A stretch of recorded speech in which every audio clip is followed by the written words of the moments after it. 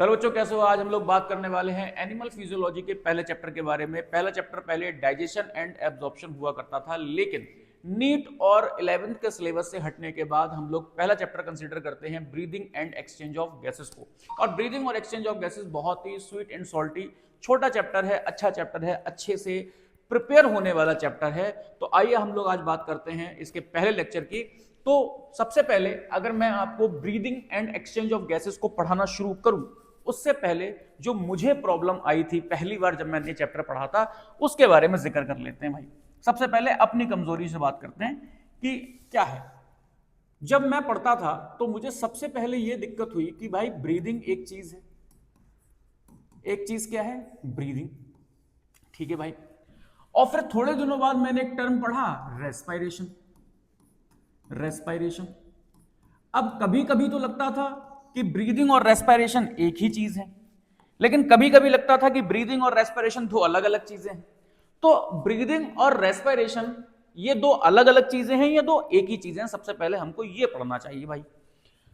तो बच्चों, ब्रीदिंग का मतलब होता है, ब्रीदिंग का मतलब होता है कि हमने इनहेल किया, इनहेल किया और हमने एक्सहेल किया।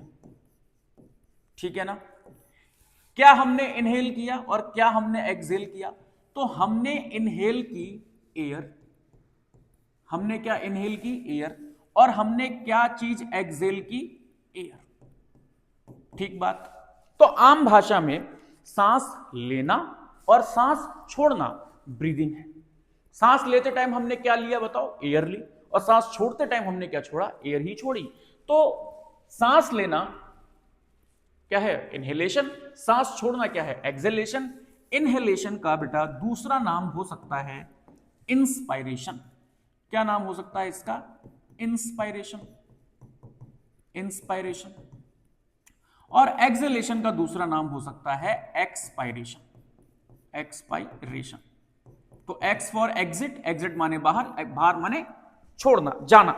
ठीक है ना? तो इन माने अंदर, यानी कि सांस अंदर लेना, इनहेलेशन, बाहर छोड़ना, एक्सहेलेशन, या इंस्पायरेशन, एक्सपायरेशन। ठीक है भाई, ये तो पता चल गया आज से कि ये चीज है breathing. What about the respiration? Respiration का बेटा मतलब होता है, रेस्पिरेशन का मतलब होता है formation, formation of energy by breakdown of food in the presence of oxygen। बहुत अच्छे। तो रेस्पिरेशन का मतलब तो बड़ा खतरनाक निकल के आ रहा है यार। रेस्पिरेशन का मतलब कह रहे हैं कि एनर्जी का प्रोडक्शन करना, एनर्जी का बनाना। और ये एनर्जी कैसे बन रही है? फूड के ब्रेकडाउन से, फूड के टूटने से, फूड के ब्रेक होने से एनर्जी का फॉर्मेशन हो रहा है। लेकिन किसके प्रेजेंस में? ऑक्सीजन की प्रेजेंस में। अब बच्चों को लग गया होगा कि यार यहां तो फंस गए। अब क्यों? क्योंकि फूड का तोड़ना, फूड का टूटना, ये तो हमने पढ़ा था डाइजेशन में होता है। ब्रेकडाउन ऑफ फूड क्या है? डाइजेशन होता है। लेकिन सर जी यहां पढ़ा रहे हैं फूड का टूटना, तो इन दोनों में डिफरेंस क्या है बच्चों?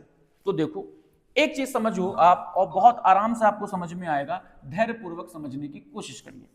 देखो भाई मेरे, बिल्कुल कोई परेशानी की बात नहीं है, यहां पे बहुत अच्छे से समझ में आएगा। देखो दोस्त, ये हमारी एक कोई भी बॉडी की सेल है। हमारी बॉडी आप जानते हो, हमारी जो बॉडी है उसकी बेसिक यूनिट है वो क्या है? सेल। यानी कि हमारी बॉडी बहुत सारी सेल से मिलकर बनी है।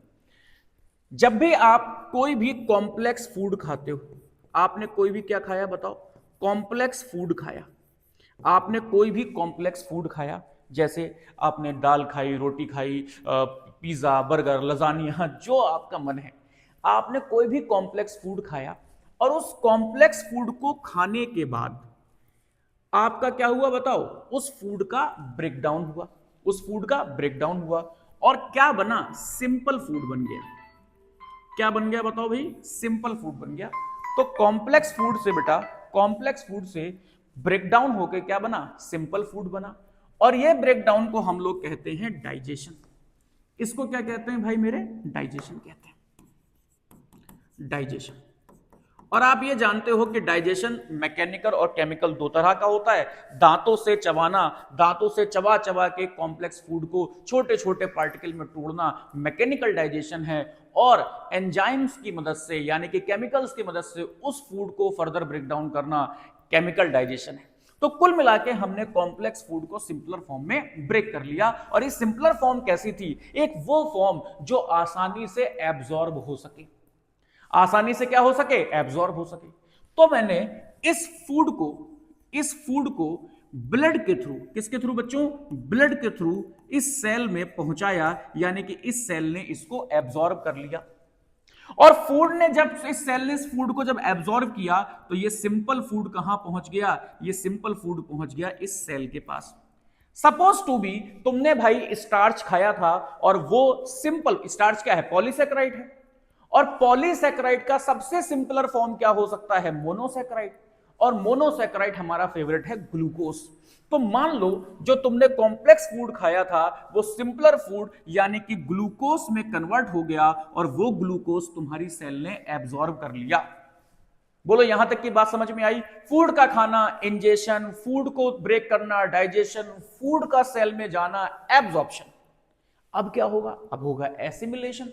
और एसिमिलेशन का मतलब होता है कि ये फूड मैंने खाया क्यों? क्यों खाया तुमने फूड? तुमने फूड खाया एनर्जी के लिए। और बच्चों यहां तक अभी एनर्जी की कोई भी बातचीत नहीं हुई है। तो जिस चीज के लिए मैंने फूड खाया था, यानी कि मैंने एनर्जी पाने के लिए फूड खाया था, उसकी तो बात ही नहीं हुई अभी तक। तो उसकी बात यहां पे हो रही है बेटा, इस फूड को हम क्या करेंगे? फर्दर ब्रेक डाउन करेंगे। जो ग्लूकोज है उसको भी फर्दर ब्रेक डाउन करेंगे, उसको भी और ब्रेक करेंगे, और उससे क्या फॉर्म होगी? एनर्जी। और उस एनर्जी को अपने अलग अलग कामों में लेना, जैसे सेल डिवीजन में लेना, रिपेयरिंग में लेना, ग्रोथ में लेना, इसको क्या कहते हैं? एसिमिलेशन कहते हैं। तो बच्चों जो ये सिंपल फूड था से ये ग्लूकोज था, ये ग्लूकोज था, और इस ग्लूकोज को मैंने इस सेल के अंदर किसकी प्रेजेंस में भाई? ऑक्सीजन की प्रेजेंस में। ध्यान देना बच्चों, किसकी प्रेजेंस में कह रहा हूं मैं यहां पे? मैं यहां पे आपसे कह रहा हूं ऑक्सीजन की प्रेजेंस में, ऑक्सीजन की प्रेजेंस में, ऑक्सीजन की प्रेजेंस में। इस फूड को ऑक्सीजन की प्रेजेंस में मैंने क्या किया? ब्रेक डाउन किया, यानी कि इसका ऑक्सीडेशन किया। और ऑक्सीडेशन करने के बाद मुझे क्या क्या मिला? मुझे भाई सबसे पहली चीज मिली एनर्जी, एनर्जी मिली। मुझे और क्या मिला? CO2 मिला। मुझे और क्या मिला? H2O मिला एज अ बाई प्रोडक्ट। जो हमारा मेन प्रोडक्ट था, वो जो मेन प्रोडक्ट था वो क्या है बताओ? वो मेन प्रोडक्ट तो हमारा है एनर्जी। वो मेन प्रोडक्ट तो क्या है? एनर्जी। और जो बाई प्रोडक्ट हैं वो बाई प्रोडक्ट क्या है? CO2 और H2O। भाई आप जानते हो कि हर रिएक्शन में हर अच्छी चीजों के साथ साथ बुरी चीजें भी आती हैं। तो अब ये हमारे पास में सेल के पास में क्या है? जब हमने फूड को फर्दर ब्रेक डाउन किया तो हमको क्या फॉर्म हुई? एनर्जी। लेकिन किसकी प्रेजेंस में? ऑक्सीजन की प्रेजेंस में। इसको क्या कहते हैं? रेस्पिरेशन कहते हैं। समझ गया रेस्पिरेशन क्या है? अब देखो बच्चों थोड़ा सा और आगे चलते हैं। सपोज टू बी आप मेरे पास एक दिन आए और आपने कहा कि सर जी हमको कैश मनी की नीड है। किसकी नीड है? कैश मनी की नीड है। कितने रुपए चाहिए भाई? चाहिए ऐसे ही भाई 20, 30, 40, 50 हजार रुपए। और मैंने कहा बच्चों मेरे पास रुपए तो नहीं है, लेकिन मेरे पास ये मेरा मोबाइल है, तुम ये मेरा मोबाइल ले जाओ और अपने पैसों की जरूरत को पूरा कर लो। या अभी मेरे पास कैश नहीं है, मैं तुमको एक चेक काट के दे देता हूं। तो क्या उस टाइम आपके कैश मनी की जो नीड थी वो फुलफिल हुई? नहीं हुई, क्योंकि आपको पैसा चाहिए था कैश में, और मैं आपको पैसे का दे रहा था अनदर फॉर्म। आप वो मोबाइल बेचोगे, बेचने के बाद में कैश लोगे, या बैंक जाओगे चेक तोड़वाओगे उसके बाद कैश लोगे, लेकिन तुरंत आपको कैश नहीं मिला। सेम बच्चों, सेम जब भी कभी रेस्पिरेशन होता है तो जो एनर्जी फॉर्म होती है वो उस फॉर्म में एनर्जी फॉर्म नहीं होती जिस फॉर्म में हमारी बॉडी को चाहिए, हमारी सेल को चाहिए। हमारी सेल को जो एनर्जी चाहिए वो किस फॉर्म में चाहिए? वो चाहिए एटीपी के फॉर्म में।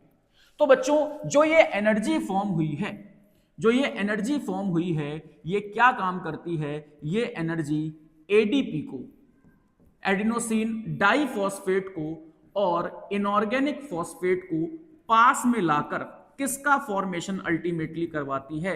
एटीपी का फॉर्मेशन करवाती है। और एटीपी हमारी बॉडी की एनर्जी करेंसी है।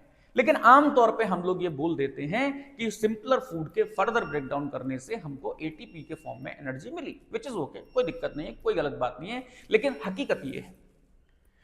अब बच्चों क्या हुआ कि आपको एटीपी तो मिल गई, आपकी सेल को एटीपी तो मिल गई, लेकिन आपकी सेल ने जो एक्स्ट्रा चीजें बनाई CO2 और वाटर, वो भी तो सेल से बाहर निकालना है।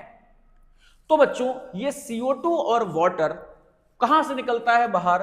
इस CO2 को हम एयर के माध्यम से बाहर निकाल देते हैं और थोड़ा बहुत वाटर भी एयर के माध्यम से बाहर निकालते हैं।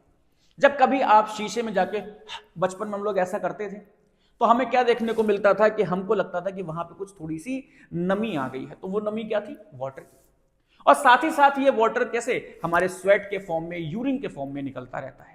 लेकिन जो CO2 है, ये CO2 किस फॉर्म में निकलती है? जब हम सांस को बाहर छोड़ते हैं। तो O2 आती कहां से है सेल में? जब हम सांस को अंदर लेते हैं तो हमारे पास जो एयर आती है, एयर के साथ साथ हमारी O2 आती है। और जब हम सांस को बाहर छोड़ते हैं तो जो हमारी एयर बाहर जाती है, तो एयर के साथ में मिलनी क्या जाती है? CO2 जाती है। इस प्रोसेस को, इस रिएक्शन के लिए जो गैस का आदान प्रदान है, लेना और देना है, इसे कहते हैं एक्सचेंज ऑफ गैस। क्या कहते हैं बच्चों? Exchange of gases. इसको कहते हैं एक्सचेंज ऑफ गैसेस। और एक एक्सचेंज ऑफ गैसेस का दूसरा फॉर्म है क्या? ब्रीदिंग। क्या है बताओ? Breathing.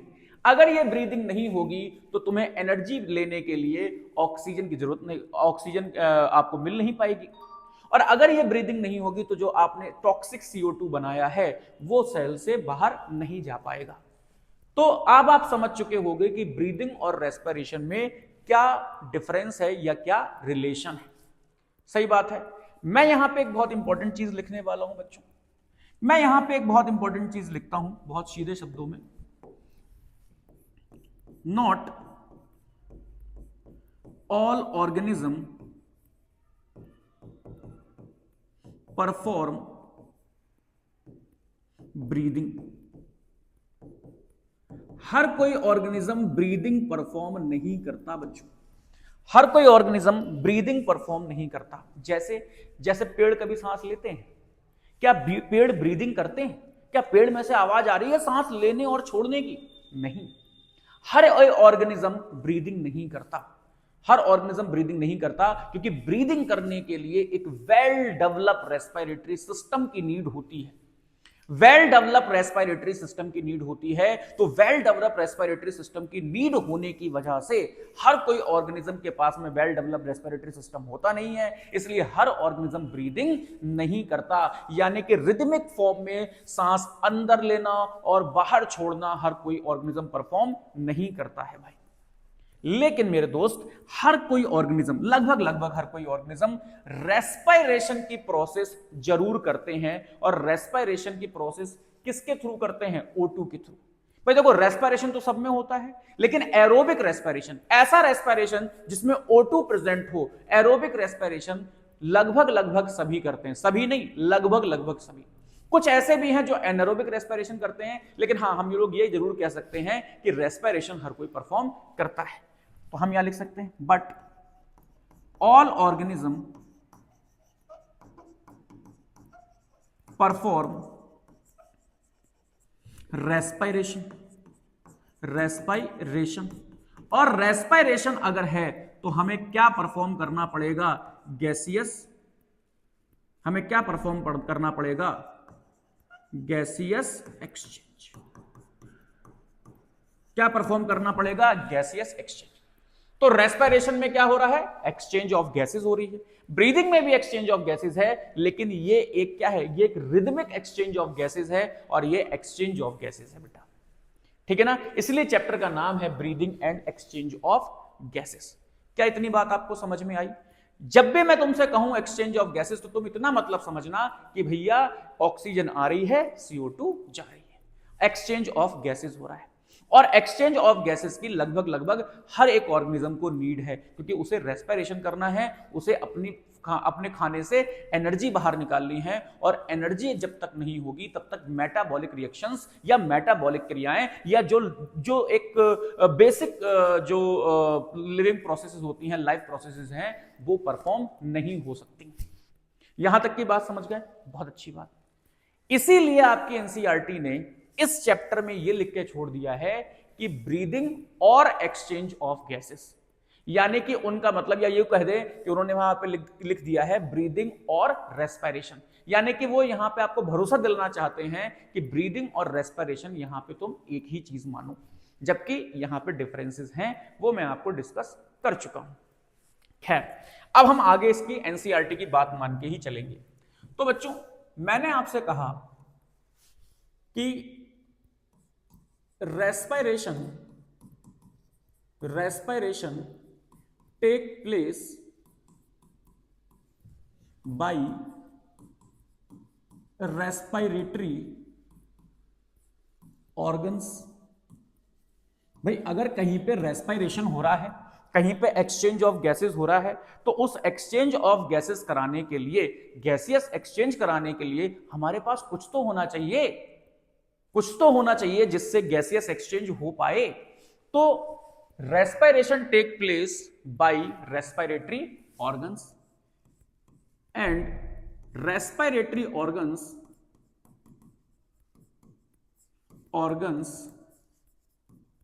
Are different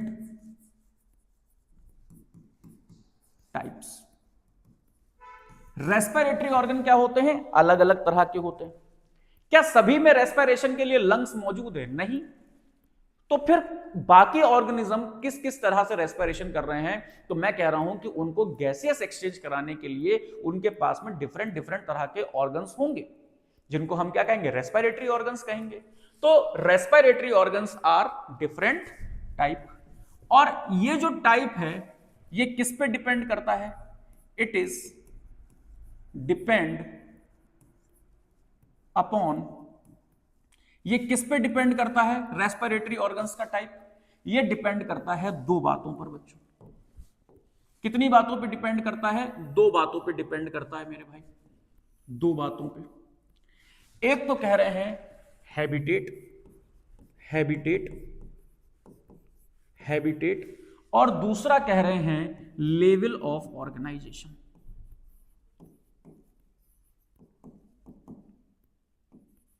level of organisation यानी कि जो ऑर्गेनिज्म है उसका लेवल ऑफ ऑर्गेनाइजेशन कैसा है, इस बात पे डिपेंड करेगा कि रेस्पिरेटरी ऑर्गन कौन सा है, और वो रहता कहां पे, उसका हैबिटेट कहां पे है, इस बात पे डिपेंड करेगा कि उसका रेस्पिरेटरी ऑर्गन क्या है और कैसा है। तो बच्चों, हैबिटेट यहां पे इन जनरल दो तरह के हो सकते हैं। एक हो सकता है एक्वेटिक। क्या हो सकता है बताओ? एक्वेटिक, भाई जल में रहने वाले जीव जंतु। और एक हो सकता है टेरेस्ट्रियल, यानी कि थल में रहने वाले जीव जंतु। तो यह देखा गया कि जो ज्यादातर जल में रहने वाले जीव जंतु होते हैं, जल में रहने वाले जीव जंतु होते हैं, उनमें जो रेस्पिरेटरी ऑर्गन है, जो रेस्पिरेटरी ऑर्गन है बच्चों, जो रेस्पिरेटरी ऑर्गन है, बड़ा बड़ा लिख लेना, वो होता है गिल्स। क्या होते हैं? गिल्स होते हैं। क्या होते हैं? गिल्स होते हैं। तो जो ज्यादातर ऑर्गेनिज्म हैबिटेट के रूप में जल में रहते हैं, तो उनके पास ज्यादातर क्या होते हैं? गिल्स होते हैं एज अ रेस्पिरेटरी ऑर्गन। लेकिन जो ऑर्गेनिज्म थल में रहते हैं बच्चों, जो ऑर्गेनिज्म थल में रहते हैं, उनमें रेस्पिरेटरी ऑर्गन क्या होते हैं? ज्यादातर होते हैं लंग्स। क्या होते हैं? लंग्स होते हैं। उम्मीद है बातें आपको समझ में आई होंगी। अगर कोई भी रेस्पिरेशन बच्चों, अगर कोई भी रेस्पिरेशन गिल्स के थ्रू हो रहा है, अगर कोई भी रेस्पिरेशन गिल्स के थ्रू हो रहा है, तो उस रेस्पिरेशन को कहते हैं ब्रेंकियल, ब्रेंकियल रेस्पिरेशन।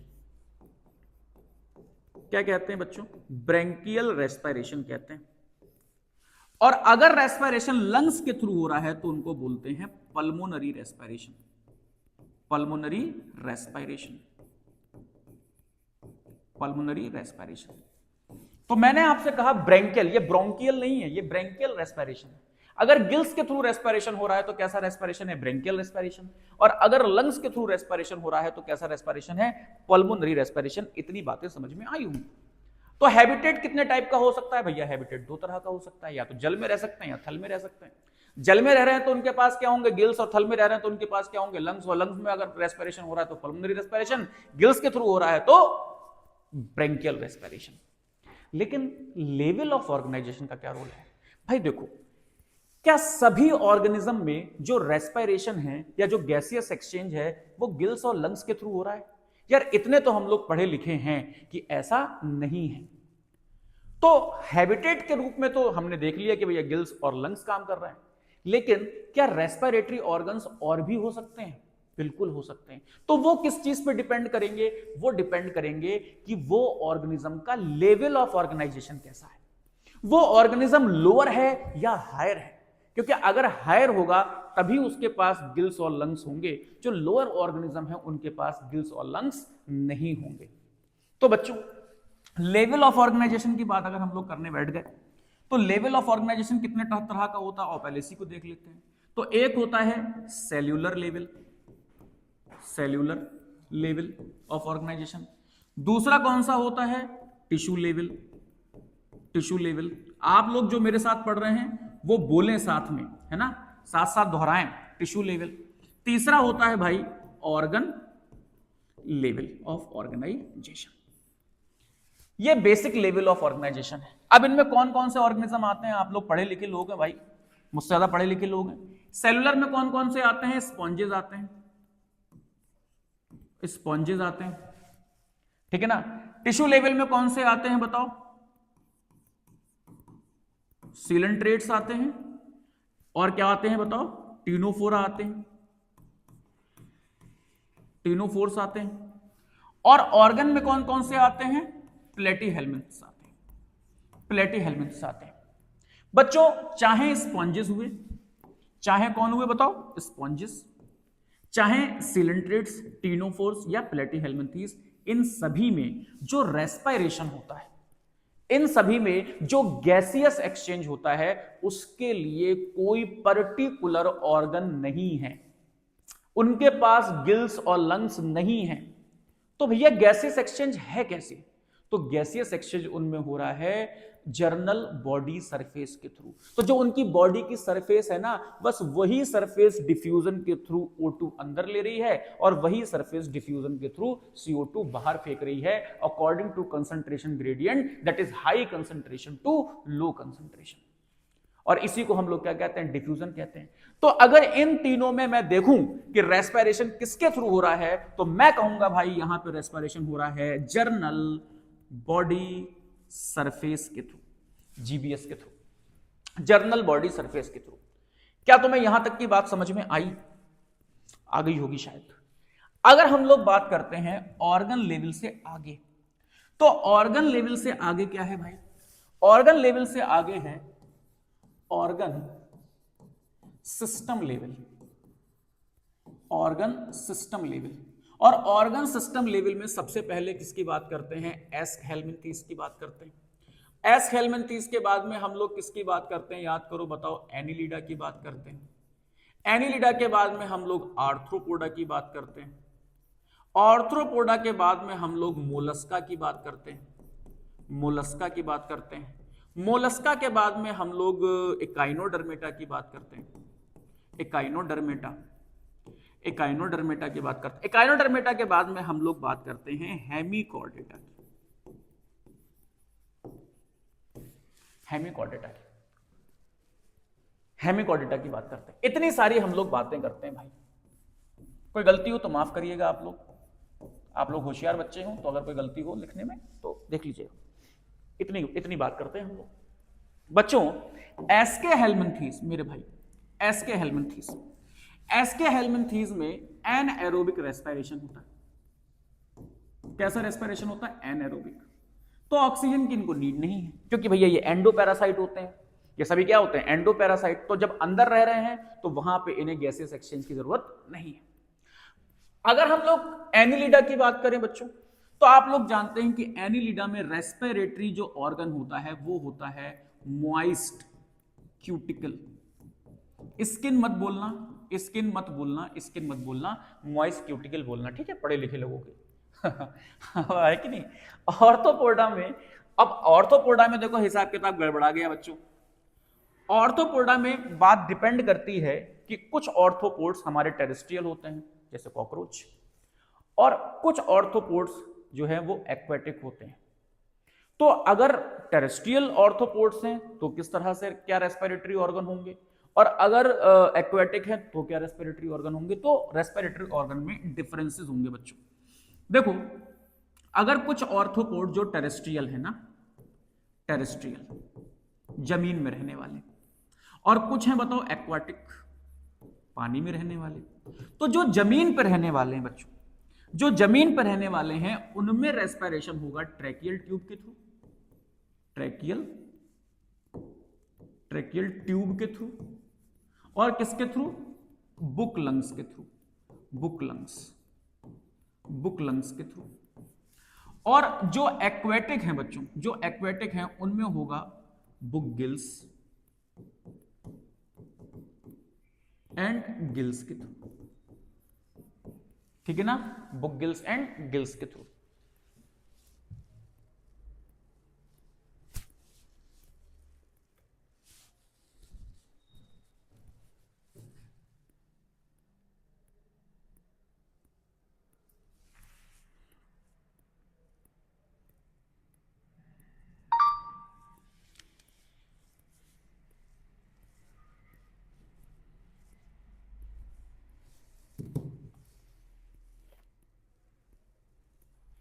बच्चों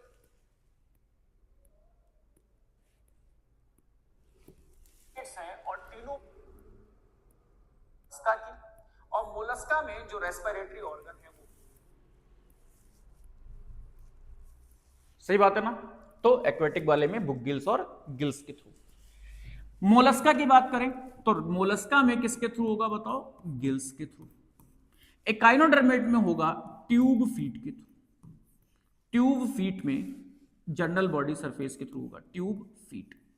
तो जो ट्यूब फीट की जो सरफेस है उसके थ्रू रेस्पिरेशन होगा। अगर हम लोग हेमिकॉर्डेटा की बात करें तो हेमिकॉर्डेटा में भी जो रेस्पिरेशन होता है वो गिल्स के थ्रू होता है। किसके थ्रू होता है बताओ, गिल्स के थ्रू होता है। तो उम्मीद है यहां तक आपको बात समझ में आई होगी। आप बहुत अच्छी तरह से जानते हो, क्योंकि फिर से अगेन आप लोग अच्छे बच्चे हैं, आप बहुत अच्छी तरह से जानते हैं कि जो स्पॉन्जेस हैं, स्पॉन्जेस से लेकर हेमिकॉर्डेटा तक का हिसाब किताब हम लोग कहते हैं कि ये सभी हैं नॉन कॉर्डेट्स। क्या है बताओ, नॉन कॉर्डेट्स हैं। तो नॉन कॉर्डेट्स में हमने इस तरह का रेस्पिरेटरी ऑर्गन्स देखे, और नॉन कॉर्डेट्स में रेस्पिरेटरी ऑर्गन ज्यादातर क्या थे, जनरल बॉडी सरफेस, और उसके बाद में जो थोड़े हायर नॉन कॉर्डेट्स थे जिनमें organ system level of organisation था, तो उसमें हमें थोड़े बहुत वेरिएशन देखने को मिले, राइट। अब हम लोग बात किसकी करते हैं, कॉर्डेट्स की बात करते हैं बच्चों। किसकी बात होने वाली है हमारे आपके बीच में, कॉर्डेट्स की बात होने वाली है। तो जो कॉर्डेट्स होते हैं भाई मेरे, जो कॉर्डेट्स तो जो कॉर्डेट्स हैं, वो कॉर्डेट्स को हम लोग यहां पे मेनली जो कंसीडर कर रहे हैं वो कर रहे हैं वर्टिब्रेट्स को। ऐसे कॉर्डेट्स जिनकी नोटोकॉर्ड, ध्यान से सुनो, ऐसे कॉर्डेट्स जिनकी नोटोकॉर्ड्स वर्टिब्रल कॉलम में कन्वर्ट हो गई, उनको हम क्या कहते हैं, वर्टिब्रेट्स, कशेरुकीय कशेरुकीय जंतु। और जिनकी वर्टिब्रेट में ऐसे कॉर्डेट जिनकी जो नोटोकॉर्ड थी वो वर्टिब्रल कॉलम में कन्वर्ट नहीं हुई, उनको हम कहते हैं इनवर्टिब्रेट्स। क्लियर। तो हम यहां पे वर्टिब्रेट्स की बात कर रहे हैं। अब बच्चों वर्टिब्रेट्स क्या क्या हो सकते हैं, देखो जरा ध्यान से सुनो। यहां पे वर्टिब्रेट हो सकते हैं फिशेस, राइट, एम्फीबियंस,